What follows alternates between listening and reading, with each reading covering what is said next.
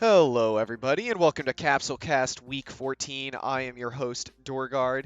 Have a lot of fun this week. This week I have my guest, Oasis, Hello. and other co-host, Donut. Hello there.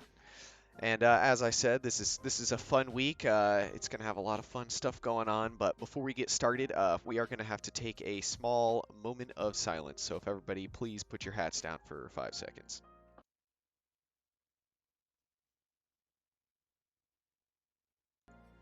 Alrighty then, moving on from the dead stats page here, we will get straight into match number one. Uh, you will find out quite shortly if you have not watched the stream or the episodes this week for the Rest in Peace Stats Squad. Those were the five characters who, unfortunately, got tagged in with less than a bar left to do. So certainly led to some interesting matches, but showed that there were some dominating performances this week. And starting with the very first match, which has our first dead Rest in Peace Stats member, Majin Buu, we have Cold Kingdom versus Boojins. Starting off with Evil Boo, with the first boost used of the seasons for Boojins against, surprisingly, Defense plus 5 Raccoon. For those that don't know, he is a natural Defense plus 2, so they put Defense plus 3 on him, giving him a 25% damage reduction, so the biggest any character can have. Um, Surprisingly, even Blue takes that down anyways. Doom Planter still could not quite outplant the Gray Matter, and even tags after winning a clash with Frieza. Kid Buu ults Frieza for 13k. Frieza transforms all the way to 100%, but still gets taken out by Kid Buu. King Cold finishes off Kid Buu, and Evil Buu comes back and takes him out. Cooler ults, taking out Evil Buu, his last 13k, and then Super Buu comes in. They kind of both fight down to their last bar before Super Buu tags, letting Majin Buu finish off the last half a bar of Cooler. So rest in peace, Majin Buu stats. Overall, I think Cold Kingdom really put in a damn good fight. I would not sit here and complain about their performance too much. I know King Cold kind of got a little roughed up. Um, Obviously, always hard when even their third form Frieza, he managed to have a pretty respectable performance after losing a good chunk from a Kid Buu ult. But overall, I think they put in a decent fight, and I hope that they can turn it around for the final week, week 15. So, Oasis, what'd you feel about this match? The only thing I felt about this match is that it shows tanks don't really do well in this meta if they don't have a sustainable form of damage. Sure, you can minimize the damage 25%, but it doesn't matter how much damage you mitigate if you're not reciprocating the damage you throw out. So Raccoon versus Evil Boo, while on paper sounds like a good matchup, showed that Evil Boo has too much damage at his disposal. He has Kamehamehas, he has his melee, all being boosted by, Sirius and Flying Spirit to get his damage potential very high. So, with that being said, it's not surprising that Evil Boo went on the killing spree that he did during this match. Uh, Not much else to be said here, at least by me, except Cooler tried his best with his ults, with his B2s, as we expect Cooler to do. Didn't pan out too well because once again, Boojins just have all of that combined in pretty much all of the characters. Every single one of them spams, every single one of them melees well. So just not much you can do if you only focus on one side of the spectrum like Cole does. Yeah, certainly not maybe their best week, but I mean, still pretty decent. It's obviously always frustrating, but I think most teams have found themselves in a frustrating position against the Boojins this season. Donut, how'd you feel about match number one? I thought it went pretty much as shocked as you can expect it to. Going back to that Evil Boo versus Raccoon, I think that's very interesting in a the discussion just generally, because the Raccoon defense plus 3 or defense plus 5 is a nice idea. I like it, but I feel the attack minus it just wasn't enough to actually put out sustainable damage against another defense tank like Evil Boo, right? And he has the Dendes to heal up. He has defense plus 2 on his own.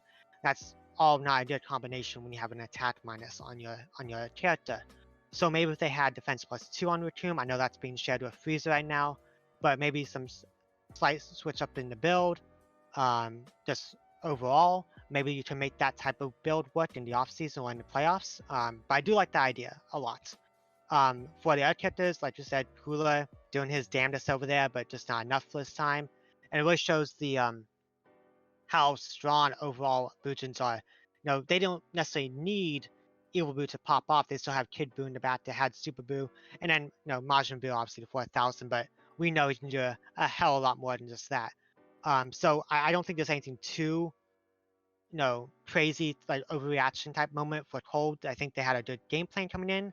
I think the Bujins are a tough opponent, so it's hard. Everything you have with them may not stick, right? So good match overall, but didn't bounce Cold's way this time. We'll give some clarification. The Dragon Power Clash +3 boost for Evil Boo was to anticipate a potential Frieza opener since he's been starting a little more recently, and we figured they'd go back to defense +2, but you win some, you lose some, and it was not quite what we were expecting. So, you guys ready to get on to match number 2 then, or do you have any final remarks? Well, to be fair, the Dragon Power did go 2 for 2 on clashes this week, so worth it. Yeah, certainly did win some clashes. Do you have anything you wanted to add, Oasis? I did not. Alrighty then, let us get on to match number 2 then. We have our Red Carpet Boys Cinema versus our Poppin' and Rockin' Androids. We actually did get some boosts used this week. Cinema used a Righteous Fighting Spirit on Turles, who is their starter, and a defense +1 on Fasha to get rid of the defense negative of the attack +2. So we had Turles versus 16 to start. Unfortunately, Turles looks a little too much like Goku and got dunked. The original Goku Black did not stand a chance against the dunking machine. Gogeta comes and takes out 16, and Cell quickly returns the favor, giving a near full character lead for androids at this point. Garlic decided to sweep Cell's legs and even tags at a last bar. So now we have Super 17 and 19 versus Fasha. Super 17 not quite able to get much off and tags with just slightly over 1 bar to get 2 back. Fasha almost completely takes out 19 with several combos and a rare 12,000 Hysteric Saiyan Lady ult, and then finishes off the returning Super 17, who just straight up refused to use his B2s and especially his ult with 2 chances to use that savior. Quite disappointing to see him just not utilizing it. In terms of Cinema side, a great showing. Always good to see a brand new team keeping up in some results, especially against some strong teams. Androids being a team that did take a game off Bujins, always expected to pull out, but I think this was a fun surprise for many of the supporters. It was a very even split on voting, but Androids, even though they're struggling slightly, I think they still have a decent opportunity to pull back for Week 15. So we'll move on to your thoughts, Oasis, on match number 2 here. So to start off, don't be mad at me, but when Cinema clutched the victory, I was jumping for joy. I was literally screaming out of my chair, and let's go, because I did not expecting to get to do well at all. I saw Turles and I saw Gogeta falling like they did in the match. I was like, okay, I guess this match is over. But then Fasha, Garlic, pulling it back together with their B2 melee combo synergy, whatever, it made me so proud. It made me feel hopeful that teams that aren't necessarily considered the strongest in the league can still pull out victories from thin air just by being consistent, just by working with the niches that are given to them. Like Garlic, he is on attack plus B2 build. A weird build, sure, but it complements everything he is known to do, and he used it to his advantage. He beat Cell of all people. He beat Cell, and Fasha then sweeps up the rest of Android's weaker members. But overall, I must say, good job, Cinema, and I hope you do well.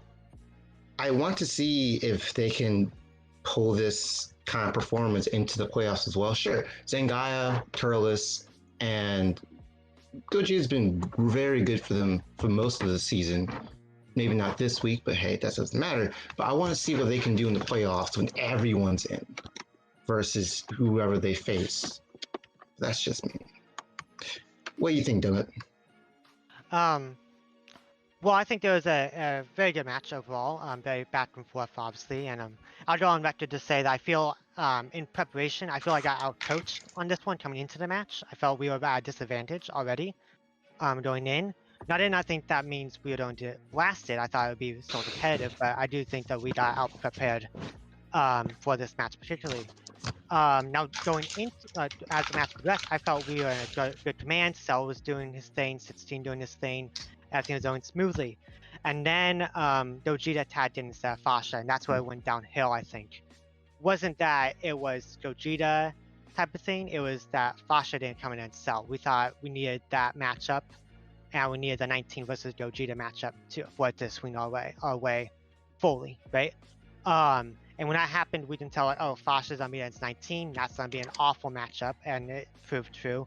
And then we got Super 17 against Garlic and Fasha. Don't like those odds either. So when that happened, we kind of felt the impending doom. Kind of slowly see that lead shrink away, and it was very sad to watch. If you're on Androids, but Cinema, props to them. To find wins out of what looks to be a sure defeat. That's very impressive to find that and to have Fasha popping off like we know she can do, and that's really good. Very good morale boost going into the playoffs for them. So yeah, hopefully Androids can find a win this next week, and Cinema can continue their winning ways. Yeah, I think it really just came down to an unfortunate matchup style when it came down to it. 19 just he likes to go against characters. Basically, anybody else on Cinema would have been a better matchup than Fasha, the one character who doesn't use B2s. So just came to, even if he got a grab, she doesn't care about not having key. She's the one character there that doesn't care. So just came with a little bit of unlucky matchups. But hey, that's just how it's played. And if you can get it going that way, it's just how it goes. Did you guys have any final remarks then on match number 2 here? Not for me. Sir, that's good for me. Alrighty then, let us get on to match number 3, Derp versus Budokai. A sad sight to see again, 1-13 for Derp, but a well-deserved win by Budokai, and they are still in testing phase on Derp, so getting the win not as important for them as it may seem, sadly. But I think that's just from a fan standpoint. Going into the match, we have Salza versus Nam. Nam actually having a good performance this week, taking out the Scatterfinger boy quite quickly, but does get taken out by Devilman. Devilman just fully tried to do a tag game on his own this week, tagging to Kibito, but ended up being a bad time to tag. Early Goku comboed into a 19k ult and takes out Kibito. Devilman comes back in, diddles around, tags back out. Herc ults early Goku for 14k and takes out the early version of the protagonist. Kid Goku takes out the champ and Devilman to secure the win. Cyborg Tao not even having to hit the field. I would say still pretty decent performance by Team Derp. Obviously, Hercule not doing anywhere near what he should do. Salza especially not doing what he needed to do. But Devilman actually, with all the tagging, kept himself in the match. And I think they're still testing out stuff and trying to find the paths to go. And a lot of these characters are technically fighting for their spot. On Budokai's side, impressive victory, only needing 3 characters and all 3 doing over 50k. Always a good way to prepare for playoffs. So good job on that side. And obviously, early Goku becoming a 50k regular character is also a great turnaround for them with how much he struggled earlier this season. So, how do you feel about this match, Oasis? Personally speaking, it wasn't much of a match, to say the least. You've already given pretty much a great synopsis of the match. Budokai has been one of the most, not underwhelming, but I don't know, dark horse teams in the league. On paper, they didn't seem like that strong. And here they are with this record. And I mean, sure, not to hate on Dirt, but sure, this victory was more in their favor.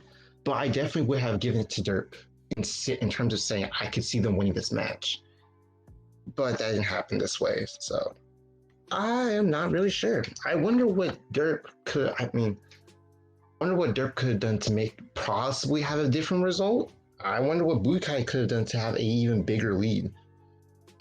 Who in the world knows? Anyways, what do you think about this match, Donut?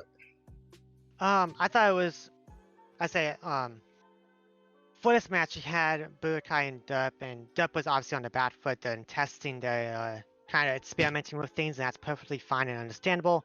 So Budokai was definitely in favor coming into the match, and I thought they handled business as you wanted to, right? Whoa, Avalanche? yeah. All right, well, Wyosis digs himself out of that pit, don't I? But Budokai did what they had to do. They took care of business as needed to. Everyone who stepped on the field did over 50, and that's exactly what you want to see. It looked very dominating going into to secure the spot into playoffs, right? Now for Derp, obviously Hercule only doing 34,000. That's not gonna cut it for them. They obviously need a lot more than that. But I did like what I saw out of Devilman. He's spamming a little bit more with those 6B2s. He hit for one, but as we saw earlier, if you find, even on even footing, 3 of 6, that's almost 12,000 more. Then he hits over 50,000 for the week, and that's pretty good, right? So there's stuff you can look at and say, hey, I can hold on to this build or this type of a build, or maybe these two patars are working, and you see kind of what Dub's mindset's going towards, and I like to see that as they progress through the testing. Bukai, just keep doing what you're doing. You're doing great. Yeah, certainly. I mean, being in testing mode, they're probably more or less just trying to see what they do more so than the result. But I think there's still, obviously, again, mid-season coach change. There's a lot of decisions that impacted their season this year. So best of luck to them. Of Budokai course. certainly cruising their way into playoffs right now. Still fighting for that bye, though. I think they Of might course. be secured it at this moment, but with week 15, anything could change. You guys Yeah. ready then for match number 4? Let's do it. Sure.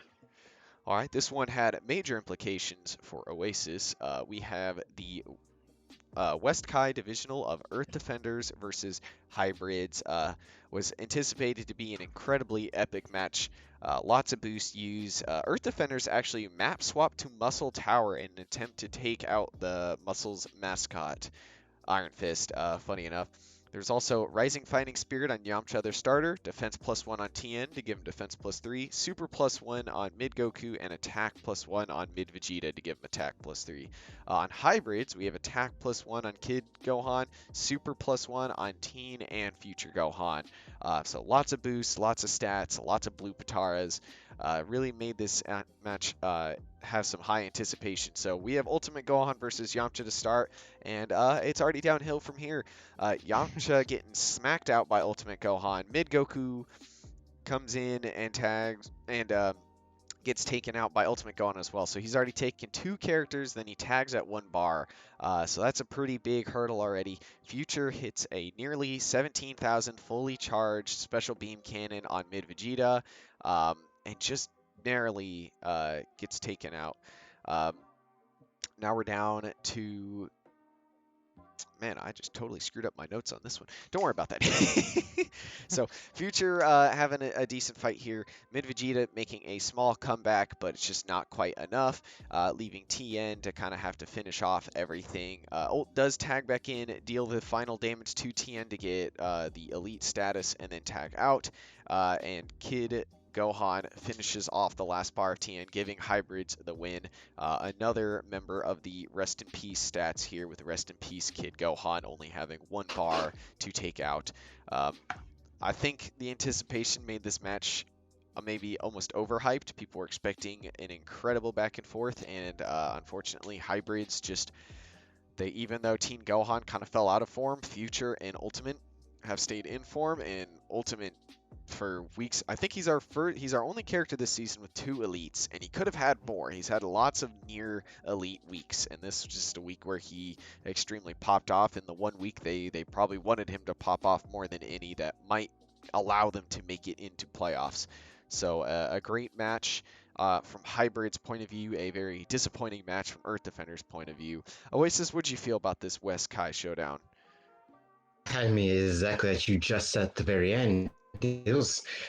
a great match for Hybrid, disappointing match for ED, and I don't know what Hybrids have done to Ultimate Gohan, but this is the second time this season where Ultimate Gohan has created such a huge lead in a divisional for his team, upon which his team eventually capitalizes on and essentially doesn't even need their last member. So to say that Hybrids have their division mate's number is not to be not to be disbelieved. Sure, they lost Boojins earlier, but you see where the Boojins are now. That's kind of an outlier. I must say, though, that the fact that Ultimate Gohan, Future Gohan, even Kid Gohan, like all three of these characters are consistently beating the mark on any enemy they face. And ED suffering through, I would say, just lack of damage and bad luck, honestly. Like, yeah, Mid Vegeta running into two special beam cannons from Future Go. Oh my goodness. When that happened, I can only breathe a sigh of disbelief in terms of how this match just went out of ED's hands so quickly. Not to say that, and ED definitely is a strong team. They have the characters to carry them all the way to the top. We've seen this in past seasons when they went almost undefeated. Was it 14-1 season, or was it 11-1? I don't remember. But regardless, they have a very strong squad that was squashed here. But I mean, we'll see. We'll see. Hopefully, as the rest of the postseason goes on, they'll figure out a way to mold their characters back into fighting form. Of course, I think Donut probably has the opposite opinion. Or am I wrong there, Donut? I think a lot of what you talked about is pretty on the nose, right? Ultimate Gohan just popping off as usual, right? We know he can do it in week in, week out, and this is definitely the week you wanted him to step up, and he showcased his impressive damage, to say the least. Obviously for Earth Defenders, nothing to worry about too much, but it does showcase when they don't hit the momentum strides, it goes really south for them. Right? It's like we saw it against Resident Warriors way early in the season. They weren't hitting their stride out the gate and they started to crumble. But then vice versa, when they get a huge lead and they're starting to dominate people like they did against androids, they can be a terror, right? So it's very much like a momentum game for them. And they kind of like almost like you wear your emotions on your sleeve type of thing. And when they're on, they're on. When they're not, it's like, well, go nuts, buddy, right? Now, obviously, this isn't to take away from the game plan. I'm sure they had such a good game plan. They used 4 or 5 different boosts for this week against Hybrid's 2 boosts. So it's not like they didn't have a game plan going into it. I'm not going to discredit them for that. It's just on the day, Ultimate Gohan was just all over Yamcha, and as soon as they on the back foot, everything else just started a domino effect for them. For Kid Gohan, rest in peace for him. The stats don't look as bad as it really was while watching. But yeah, feels bad for Kid Gohan. He didn't do anything wrong. But Future Gohan, Ultimate Gohan, fantastic. Mid Vegeta, fantastic. Just needed other ones up to snuff for defenders, which I do think they can get back in form quite quickly. As we know, they're always a threat, even if they look down. They don't come out. So I do think they'll bounce back next week for sure. Yeah, I mean, I think both teams still have a lot to show. Obviously, ED has to make a pretty big jump back to get back to where they're going. But Hybrids have been in impressive form, even with some characters looking a little out there. Did you guys have any other remarks then you want to make on match number 4 here? Not really, except, well, I liked how Donut mentioned momentum in terms of getting, let me rephrase. I do agree with his point in terms of momentum being a very key factor in these matches now in the season, because many teams have shown to be very top heavy in terms of their lineup, as in most of their key characters are going to be found at the top of their lineup. So if a team ends up when being the first 2 characters of the team, then they're more likely to face off against lower end characters and then get a bigger lead and then lead to the win. While the opposing side, they don't necessarily have the damage potential as their better players to catch up and again lead, take the win. And in this instance, I would definitely say that hybrids doesn't have that problem. Every single character has the ability to catch up in some way, shape, or form. Every single member, except for Trunks, has the ability to make up any lost ground and or expand their lead by 20 to 70k. Just look at Ultimate Gohan, Future Gohan. Well, ED, it feels suffers from top-heavy syndrome in terms of their best characters are at the start, while some of their weaker members are near the end. And that leads to, if they don't clinch a lead early in the match, they won't clinch it later in the match. So, yeah. I will counter at that point. And it kind of shows how hard it is to build. For like androids, we tried to do that exact thing, though top heavy in the early lineup with 16 and Cell this week, and then it kind of bit us in the butt going down the line, right? With 19 and Super 17 not being able to carry that the momentum, right? We kind of dropped off heavily. So I do think it's a little bit of a dance trying to figure out where to place everyone, right?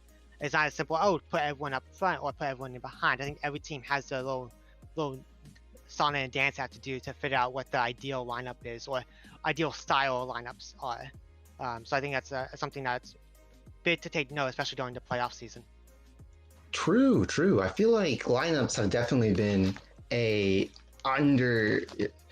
undervalued part of the league. People have typically just seen the starter position as the most important, and then just threw whoever in the following 3 slots, as it doesn't matter.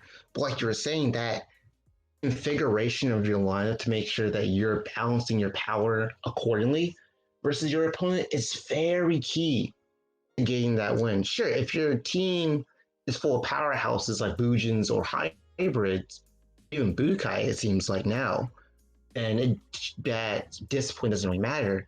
For other teams, learning to put your weaker characters or stronger characters versus good matchups or at least okay matchups is what gives you the better edge against your opponent. Yep. Like you were saying, we'll probably be seeing it. I hope we will be seeing that more as we go into the postseason. Mm-hmm.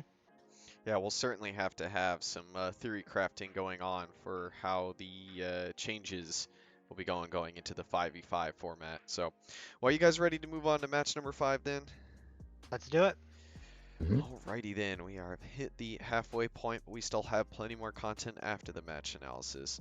So moving on to match number 5, we have Grand Tour versus Kaiju. Certainly was a hard match to predict. A lot of people were fans of both sides, and GT managed to pull out the win this week with a very impressive performance. This one was a rest in peace performance for GT Koku and a very sad time that they almost got their first elite on their first season in the league. So starting off, we have Scouter versus Baby. Baby taking out Scouter with relative ease and transforming into Super Baby 2 to fight Bardock. And even takes out Bardock and then transforms to Super Silver Great Ape against Nappa, hitting a B2 and tagging. So nearly hitting his elite. If he had tagged back in this match, probably would have got it. Nappa ults and just absolutely destroys Blue Shirt Pan, giving her a very poor performance this week. And I mean, a 17k ult kind of does that when it hits you in the face. Sin comes in and we have kind of a tank warfare, and he takes out Nappa and tags with 1 bar. GT coming in and finishing off the last bit of Raditz that Sin didn't, giving GT the win. So close for Baby getting his elite, and rest in peace GT Goku. Overall, though, I think both teams certainly put up a pretty decent fight. Even looking at Bardock's stats, even though they're not the greatest, he actually almost took out Baby there. It was just a sad start from Scouter, and even Raditz putting a strong performance as anchor and nearly pulling it back with some good combos into B2s, but just not quite enough. The lead was just a bit too massive to say. But without King, they kind of don't have their true tag game with the Nappa King combo there. So was a little hard. But interesting to see them still pushing Scouter as a starter, and obviously for GT. I mean, what more can you ask with an near elite performance? GT Goku probably had a good performance in him as well, but Pan still looking extremely iffy. Oasis, what do you think about match number 5 here?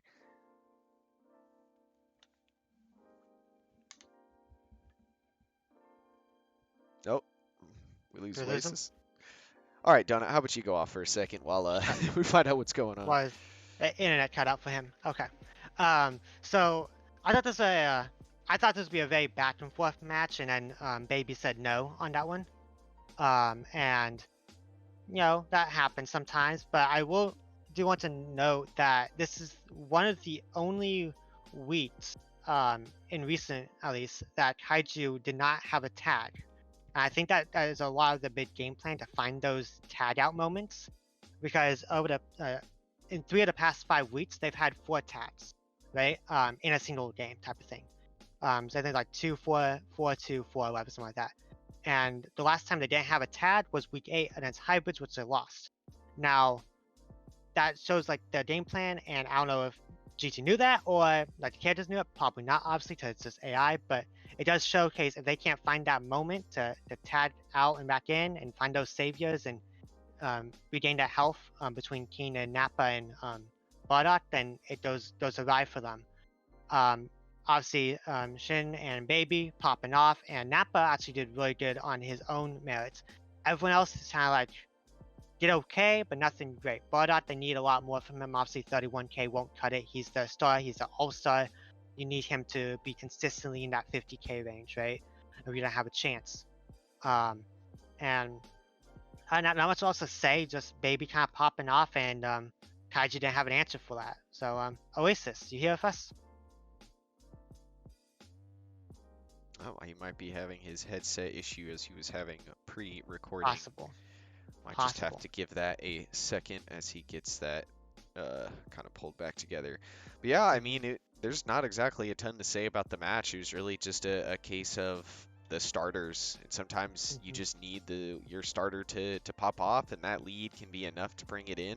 Obviously, there have been turnarounds, but they are incredibly difficult to do, and this was one of those ones where it wasn't a bad effort at a turnaround, it just wasn't enough of an effort, unfortunately. I don't think the characters lacked in putting in the work, it just came down to and I mean, with Blue Shirt Pan getting absolutely decimated, you'd kind of expect them to have had a better chance, but it's just kind of how it goes, unfortunately. But I would still say great effort. I think both these teams have a lot of promise. Unfortunately, Kaiju are holding near the bottom of their division, still trying to get into playoffs, where GT, this is just them fighting for position in playoffs.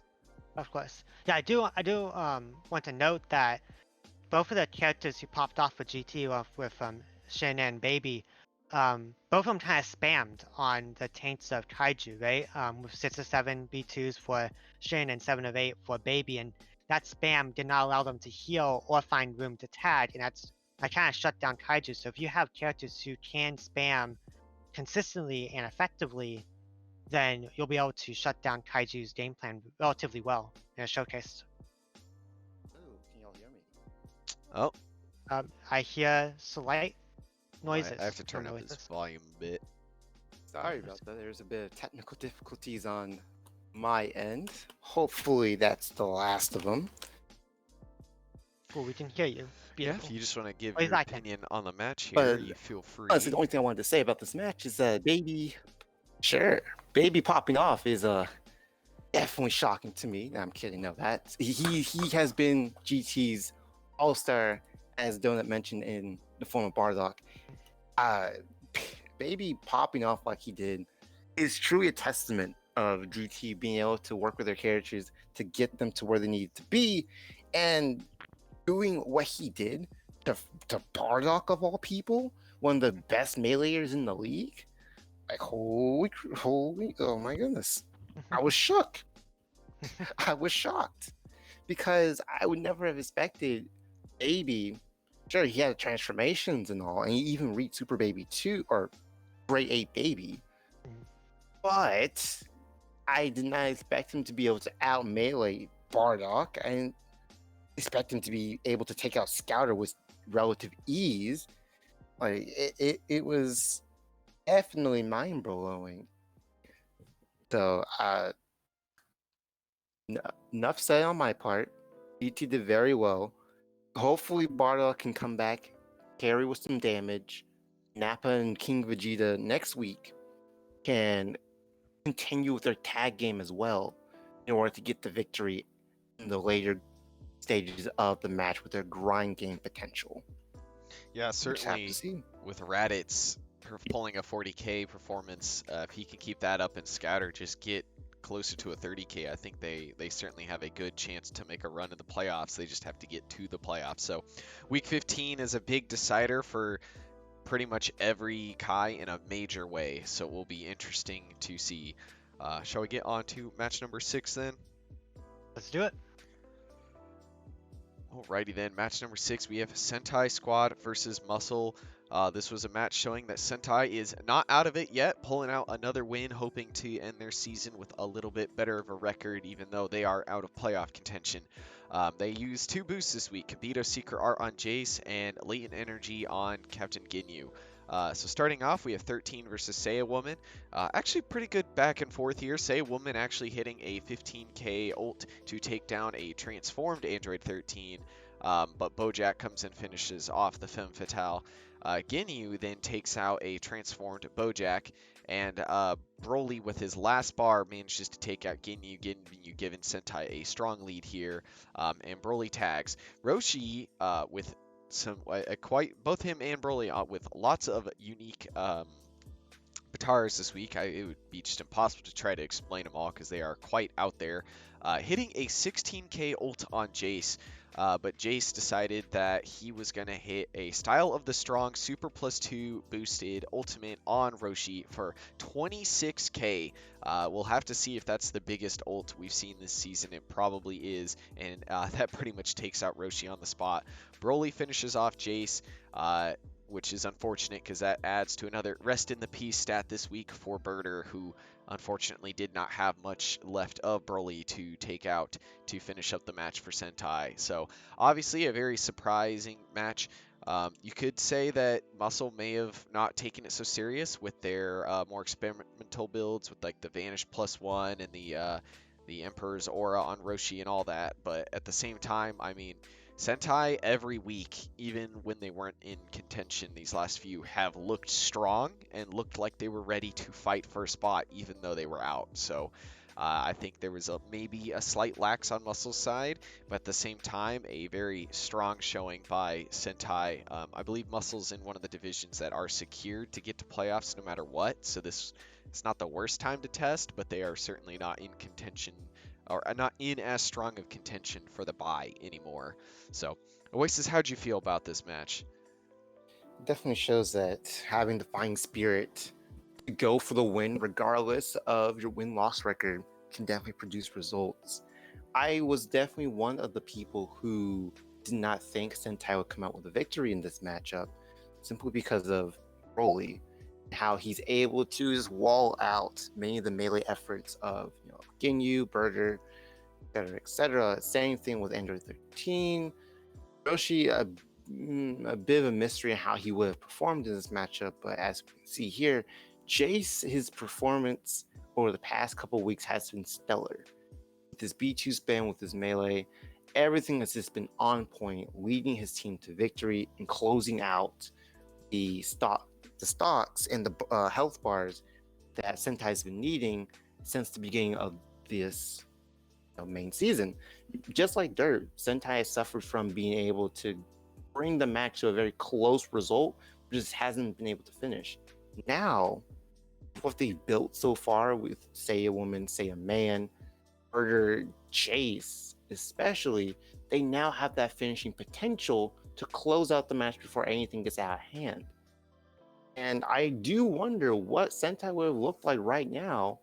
They have found this stride, found this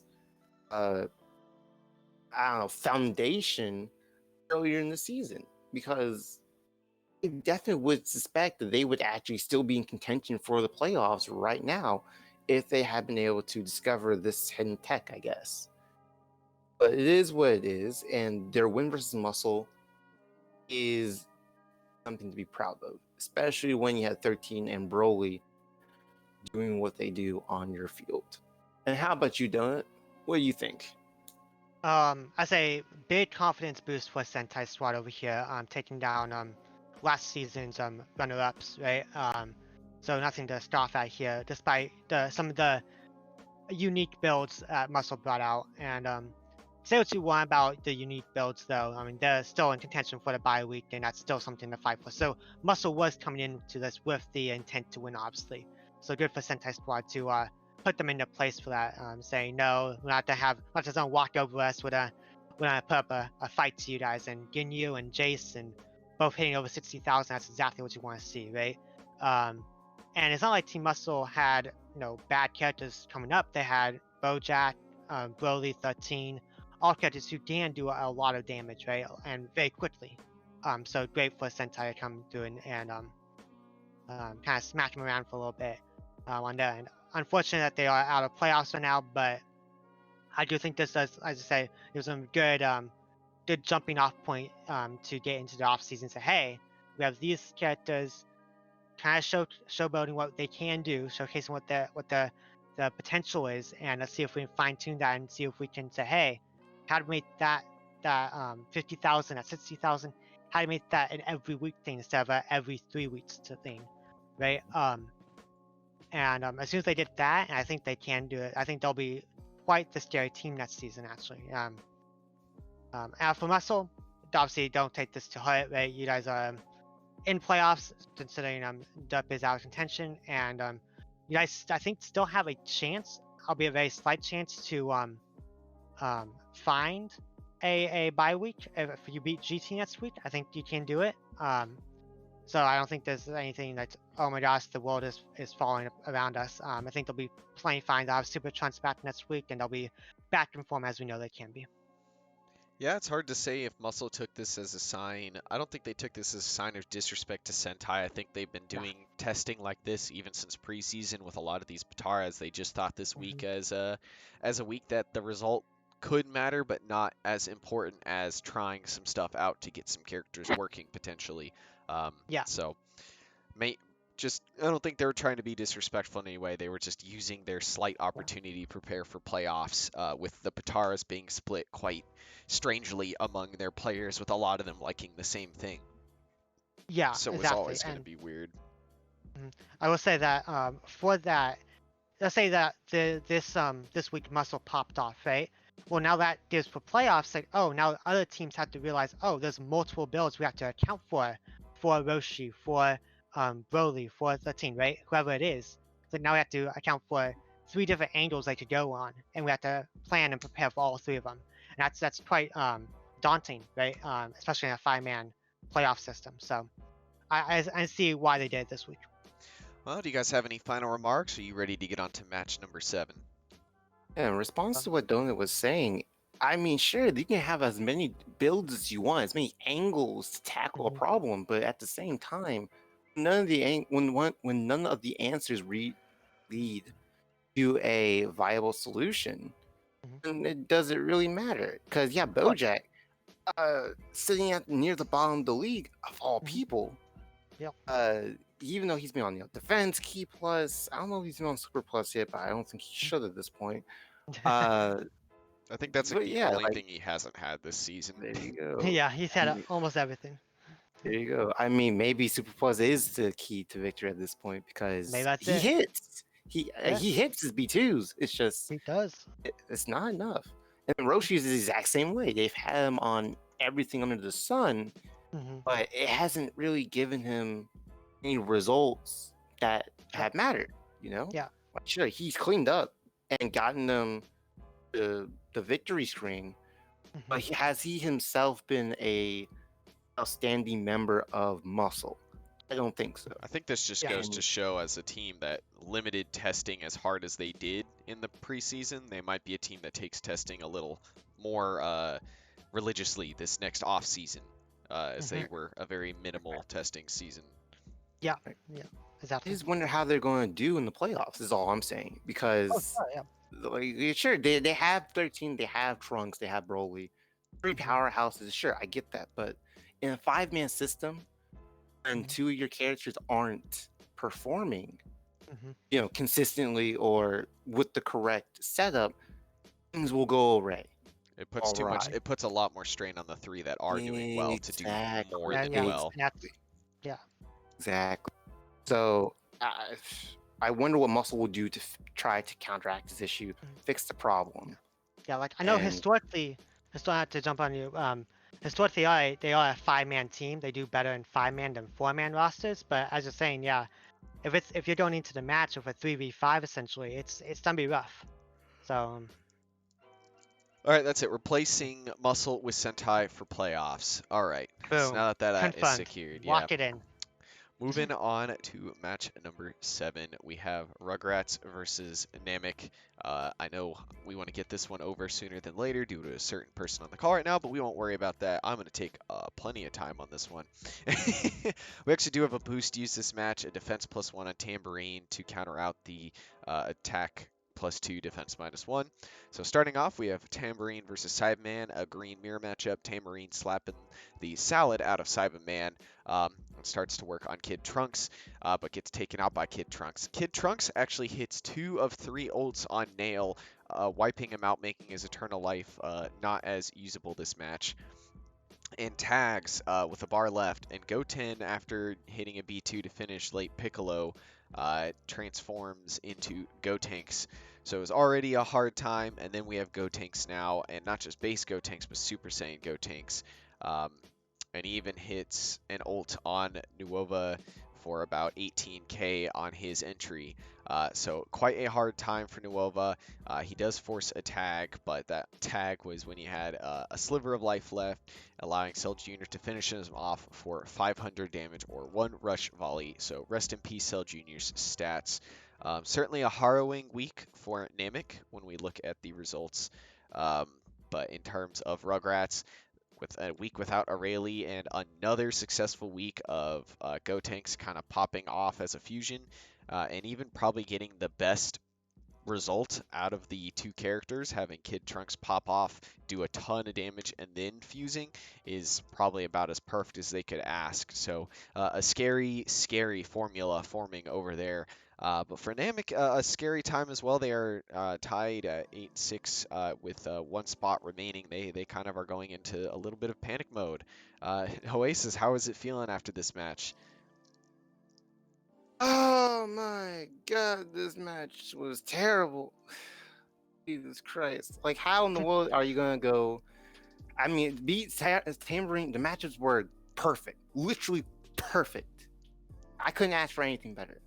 In terms of Kid Trunks being put out first, in terms of Tambourine versus Cyberman, in terms of Late Piccolo versus Goten, or Gotenks, I don't remember which one it was. It was Goten. Just, I don't know how we messed it up, personally speaking. Because, as I said, Tambourine versus Cyberman, that's an easy win for Tambourine. Tambourine has the better melee, he has more damage on board, sure. And then Cyberman had audacity, but he did us a favor and switched in Kid Trunks, who has Broly's rank. So he couldn't initiate the Gotenks fusion, which means if we had just killed Kid Trunks, there would be no Gotenks. There would be no persistent threat of boosted fusions with all the boosting or losing health boosting.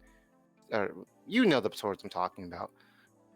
But somehow, Trunks pulls a no you and decimates, literally melts. Okay, at the nail was melted under Kid Trunks' melee and ultimate. It's what threw me through a loop in this match. Nail has been known to be able to stick through pretty much most scenarios except for Ultimate Gohan's melee.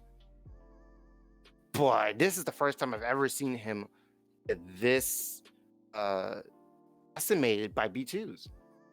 First time. So to see this happen, and then for Late Piccolo to not hit a single B2, miss most of his B2s, really put the favor in match as a Rugrats.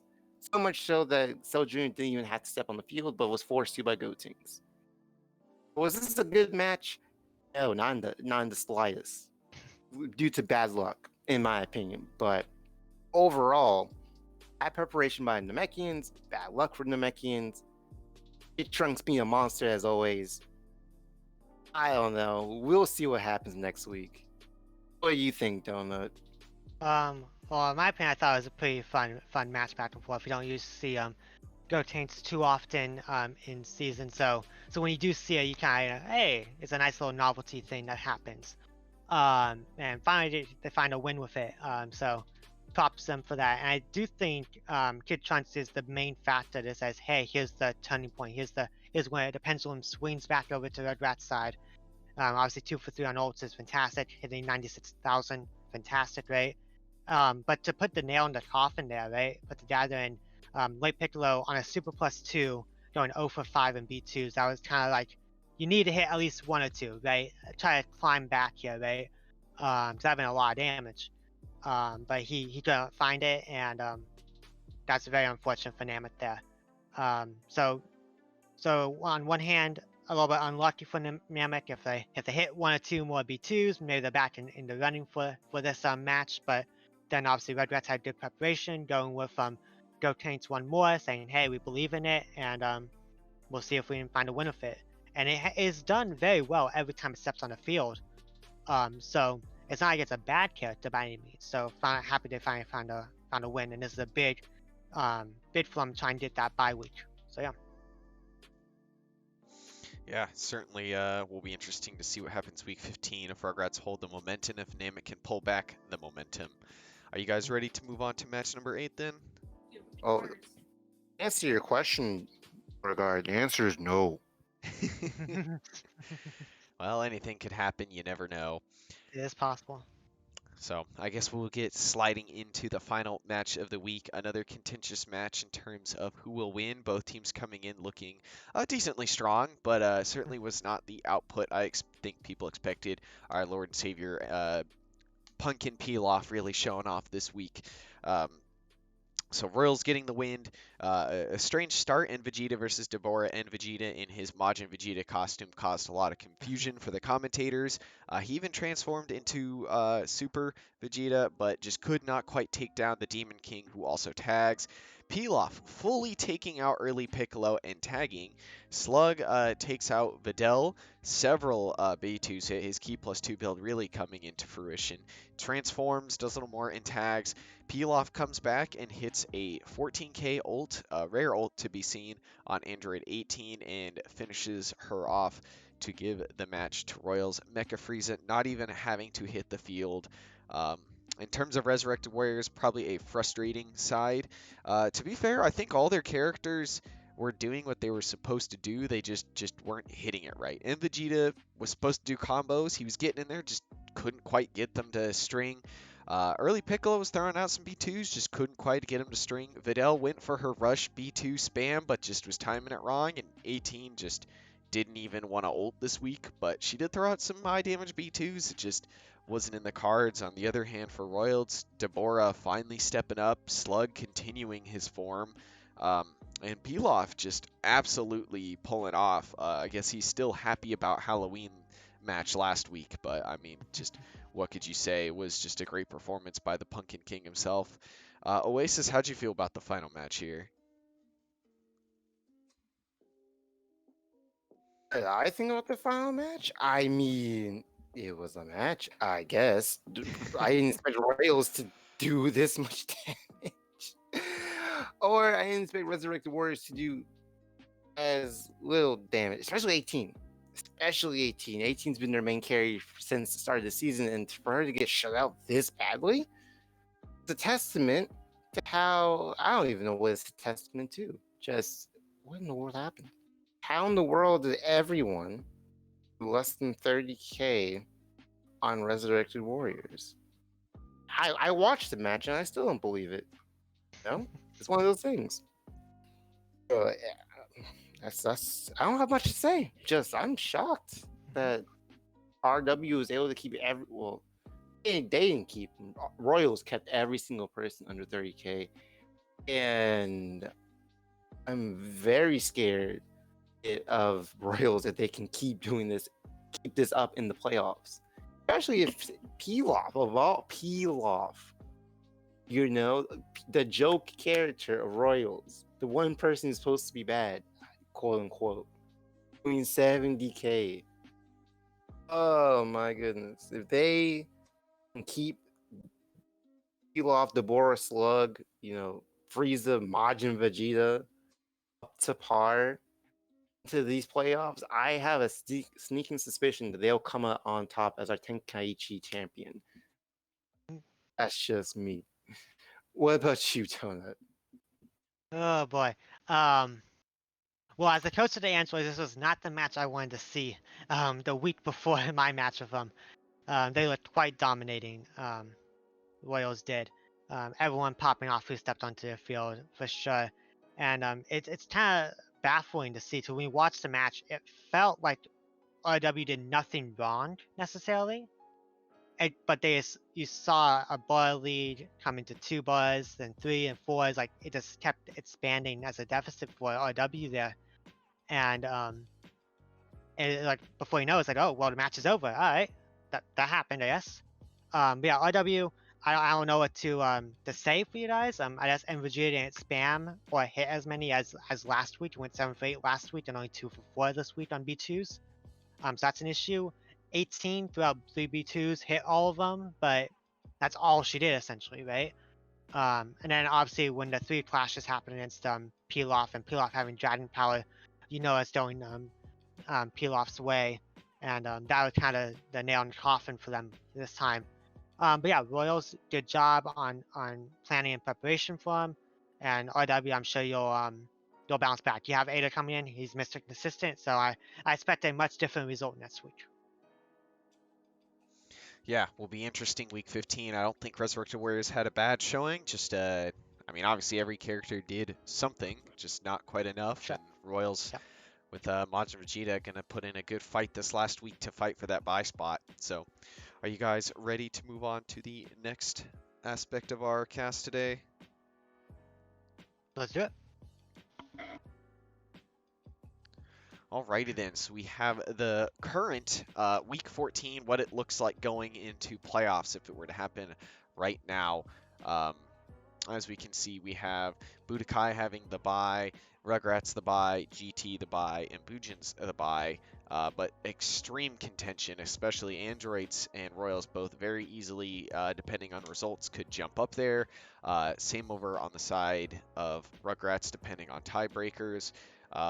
Same with GT, they're barely holding it above Cinema, but it is extremely close. And even on Westkai's side, there's still a chance for Namek to get in depending on the results of this next week. So as you can see, it'll be an extremely interesting week 15 to decide the playoff brackets. Nothing is set yet. Exactly. People say that Namek only has a 25% chance of making it in because of the fact we have to win, he needs to lose.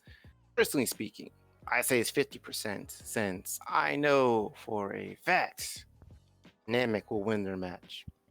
Guaranteed. Guaranteed. I mean, we will at the end of this, after week 15, when Kaiju pulls out a win out of nowhere like they've been doing for the past 4 weeks or 5 weeks, Namek takes the W versus Sentai, you will see Namek in the playoffs. Mark my words. Yeah, there's a lot of opportunity for a Namek and Kaiju to both still jump into this playoff bracket. It is very feasible for both squads. Yeah. Sadly, it is not feasible for Androids to fully fall out. Yeah, it is. Yeah, if we lose to Royals and Kaiju wins, Androids are out. That is still to be seen based on how things go. It'll be an interesting week. Funny thing is, in the previous iteration of the league, you would never have expected an 8-6 team, 8-7 team, to not make playoffs. Yeah. Just almost a lot. It is just an above average team not making the playoffs. So you guys trading for Pilaf next season? Maybe. Might. Pilaf 19? Oof, don't know about that one. Don't know about At this point, it'll be for Super 17. Hell yeah. Well, I mean, 19 is a king, so yeah, there's a lot of Mhm, potential true. there. You guys ready to move on to the tier list then? Let's do it. I just realized it's called King Dom, so they're gonna hope to dominate. We'll see about that. So moving on to the tier list. Sorry for being a little blurry. The file was a little small, did not quite expand quite correctly, but Fair uh, enough. with Ultimate Gohan being the first character to get to Elites, he moves to his own at Beyond the Infinite. By the way, there is a game that all these references are to, so if you can figure that out, please put it in the comments. It's a fun game. Um, Next, we have A True Champion emerges. Cell, Fasha, Cooler, Hercule, Baby, Evil Boo, Kid Trunks, and Majin Vegeta. Still good variety there. Not many teams having multiple characters. Always fun when the top spot is kind of a lot of teams. It gets scary when it's too many of the same. A team of hardened veterans, still quite variable. A lot of people still here, leading to quite a lot of variability as well. The Darkest Sentinels, which are characters who got elites but just haven't quite kept up. Still Cyborg Tao and Garlic Jr., though they are still quite terrifying. The Ghost Commander himself, a terrifying figure, emerged from the darkness, sitting there just on the edge. A killer striking with force and wit, still quite a large area. Basically, your 40 to 50k characters you'd expect to have doing the same thing week in, week out. Again, nice variety here. Always nice to see a lot of variety in these spots. On the old road, we found Redemption.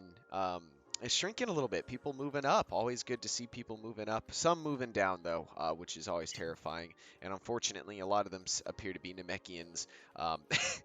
So there's a reason Oasis is not Damn. as happy this week. Not expecting to see in the first to fall late Piccolo. Yeah.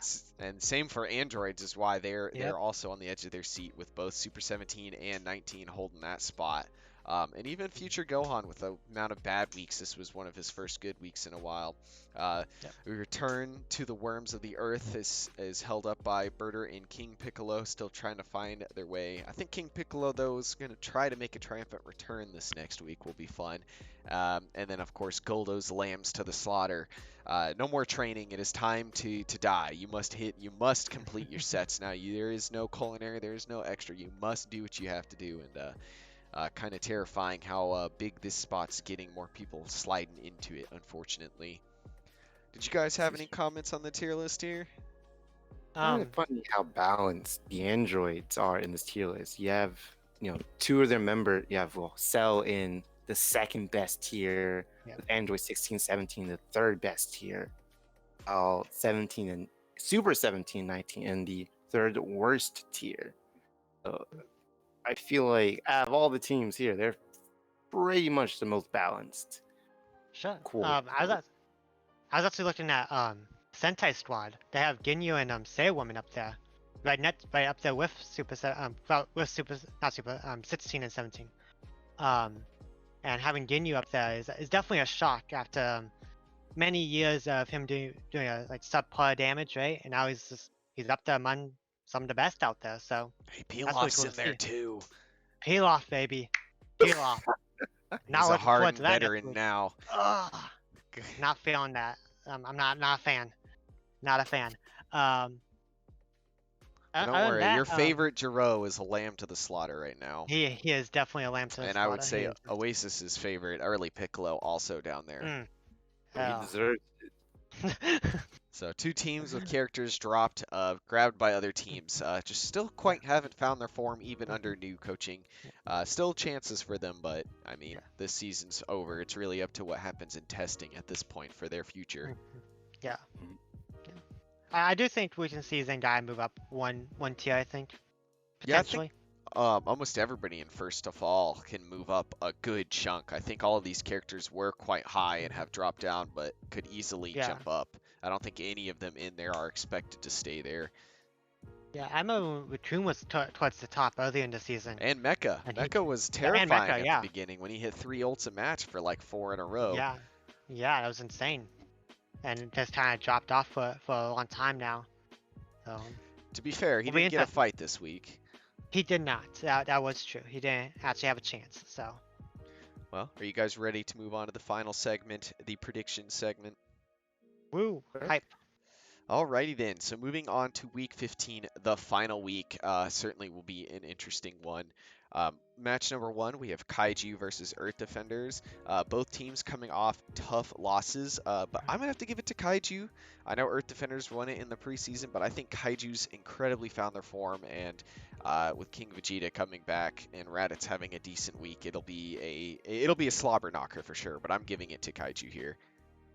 I'm doing the same thing, giving it to Kaiju baby because Tien's gone. Krillin's coming back in, but ED has been, like you just said, DoorGuard, on a slippery slope. And if Kaiju can take advantage of it early on in the match with Bardock starting and the tag game of Nappa and King Vegeta, then we have ourselves a fantastic match with Kaiju coming out on top. They also have Night Map, and we've actually seen their last few, like even Nappa and Bardock, who rarely go ape, have actually had good performances as apes lately. So will be interesting to see. And Donut? My heart, everything in my heart says Earth Defenders. My mind says Kaiju. Kaiju should win this one. TM's gonna be out. You'll have King Vegeta coming back in. That combination with Nappa is insane, as we all know. We've seen it week in, week out. Night Map, as you said, Kaiju should take this one. Alrighty then, so we have 3-0 Kaiju to start off the week. Moving on to our first divisional, we have Resurrected Warriors versus Rugrats. Was a lot of back and forth, but I mean, it's pretty simple to throw up for Rugrats. Resurrected Warriors just having a rough week, and Rugrats are testing and slapping people, so got to give it to the boys in shorts. There you go. Same thing here. Rayleigh's coming back, so we all know the Demon Child's going to mop the floor with somebody on Resurrected Warriors. If early Piccolo is in, it's going to be him. I have no doubt about that. So, Rugrats will take it. Enough said. I'll say Rugrats as well. I think my boy Toshio will come up with a good game plan, and he'll secure that bye. It really is not pop off. Straight up. All right. Well, that just sounds like a pretty easy slap over for our for Rugrats 3-0ing Resurrected Warriors. Moving on to match number 3, we have Namek versus Sentai. This one's an extremely hard one to predict. I'm actually giving the slight edge to Sentai because they have 12 Zeni and have been looking a bit better lately. But I mean, obviously Namek actually have something to fight for, and you never know if Sentai actually just does nothing for this and comes out with nothing, or you don't use their Zeni. But based off that and their late performances, I have to get the slight edge to Sentai in terms of prediction. Now, I've already said my piece. Namek's going to win this. Yeah, well, maybe, okay, not easily. Not easily. No. But we will win this. Literally because of the fact we have some spicy builds in the wings ready counter Sentai. Okay. And I mean, even if we don't win, I honestly did not think we deserve to go to playoffs regardless. So, Namek will hopefully win. And that's For me, I see Nuova is going to be out this week, and that is a big old red flag if you're Namek right now. So I'm going Sentai Squad. Jay's gonna be out, and but they'll have Sailman come back in, so I think Sentai will eke out a win here. What was that, Oasis? I said Nuova's a bum, my guy. Lately he's been a little bumming. So Yeah, we have still 2-1. averaging 50K. Yeah, we have 2-1 Sentai Namek, but I mean, this is certainly a match that will have a good interest. First 3 matches looking very strong so far. Moving on to match number 4, we have Budokai versus Cold. I have to give it to Budokai. I think they're looking as a better all-rounded team. I think Cold's still a very strong contender, but they just have a little too many cracks right now that Budokai seems to have sealed up these last few weeks. Yeah, pretty much. It seems like Budokai has really shored up their defenses, made sure that their damage is consistent. Cold, on the other hand, has really been relying on circumstantial damage in terms of ultimates, in terms of planting from Raccoon. I definitely would give this to Budokai at the end of the day due to just consistency, I guess. So for this one, Cold likes to rely on the cooler comeback method, it seems to be the past few weeks here. and they won't have that this week. So I'm gonna know Budokai. I think they'll be more complete and be firing on all cylinders. Alrighty then, so we have 3-0 for Budokai, but certainly will be a contentious match. This week really has a lot of good setups, very few that feel like the outcome's predetermined. So moving on to match number 5, our second of 3 divisionals, we have Androids versus Royals. This one was very hard to predict. I'm given the slight edge due to Royals. It seems like more of their problem characters have come together, where Androids is last week especially showed that they have a lot of issues popping up at probably the worst time that they could. But I mean, being a divisional, anything could happen, but I'm giving the slight edge to Royals. Donut, and let me ask you this: who is benched for you? 19. Oh, really? Oh, he has to be. So. Yeah, all And they benches benched are. Sludge. Yeah, they benched Sludge. So. They benched. Oh, yeah. I'm giving this to Royals. I'm giving it to Royals. Sorry, Donut. Fair enough. I'm gonna play my case. Obviously, I'm Androids for sure. Case Yeah. has been ignored. 3-0 Royals. But no, we have Cell who can pop off. 17's coming back in. 16, as we know, can just go to town on anyone. And Super 17, we think we have a fix for him, so I expect some good results this upcoming week. For Royals, though, they have Majima Gia, so my case has been, denied, basically. So Majima G, right? But no, Androids, I'm hoping we take it. It'll be close. It'll be super close. Yeah, I mean, made a prediction because I had to, but I mean, it's just going to be a fun match to watch, I feel. Yeah. Hopefully a good back and forth. So Yeah. we have 2-1 Royals to Androids. Moving on Yeah. to match number 6, we have Hybrids and Derp. I think Hybrids, no choice really. People have been saying, Derp could make some strange wins here, but as we've seen, and with Hybrids have been showing, I think it's quite easy to just give it to Hybrids here. Well, yeah. Hybrids probably will take this. Derp well, It's not to even say waste Derp time. won't do anything, but It's not, yeah, right. It's not to say Derp won't have their day or have their moment versus Hybrids, but Hybrids have shown that they can be devastating when they want to. Hasn't yet.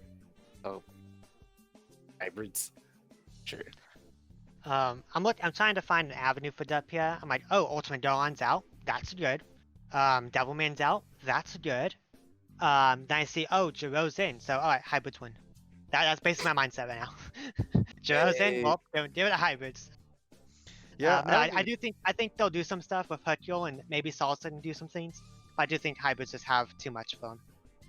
Yeah, I wouldn't even sit here and say that Derp isn't going to put up a fight, but it's just when you look at it as an overall, it seems quite likely that Hybrids will pull out the victory. Even if it is a shallow victory, or a close victory, it'll still be a victory nonetheless. So, yeah. Moving on to match number 7. 3-0 Hybrids. So moving on to match number 7, we have Muscle versus GT, the last divisional. Another very contentious one. I have to give it to GT. I feel like Muscle have been maybe dilly-dallying these last few weeks with some trial and error kind of stuff, and GT have been really focusing down on getting themselves in playoff form, and I think that mindset just might give them the edge needed here, but it is a divisional after all, so both teams will come out swinging. Yeah, well, it looks like Oasis has left us for a little bit. So for my prediction, I'll go GT as well. I think with Super Saiyan 4 Vegeta coming back in, Baby popping off like last week he did, I think they have the potential to take out Muscle, despite Muscle benching arguably the worst character, right, in Roshi. I think the other one would be super close. It's a toss-up one for me. Yeah, I'm definitely giving this to Muscle. Oh, personally speaking, because Roshi's not here, I think they'll finally figure out something for Bojack. Even if they don't, it's Pan in. That's my only question. Pan's in. If Pan's in and she's oh yeah, if Pan's in and Bojack's put against Pan, then I have no doubt in my mind that everything else will probably line up for Muscle. If it won't be close, then it'll at least be, if it won't be a big stretch of a lead, it will at least be close, but Muscle will definitely take it. in my opinion. That's fair. Yeah, I think both are going to have a problem child in, so it'll be who manages them better. So 2-1 GT to Muscle, but as with all the divisionals this week, there are going to be some extremely close and calculated uses of character placement and Zenny usage. So moving on to the final match, we have Bujins versus Cinema. Cinema on their conquest to fight all of Westkai, and I'm sorry, but 13-2, baby! Yeah. Yeah, 13-2, 13-2. Yeah. Alright, so Evil Boo's out, right? Right, that's a thing. Bad news for them. Maju's back in, so that's a problem. Majin Boo's a problem. Kid Boo's a problem. Super Boo's a problem. Oh yeah, Bujin's not. Despite how big Fasha can go, like Fasha can go to town on people, Gogeta can go to town, it still won't be enough in my opinion. They have to really bring it. So Bujin's this one. Yeah, and they'll have to have Zangaya in as well, I Yeah, believe. that's also an issue. So, and I know we are still testing AIs, but these are AIs we tested. With the most tests at 160 in the preseason.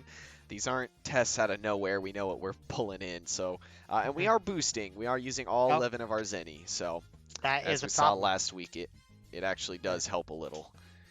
Yeah.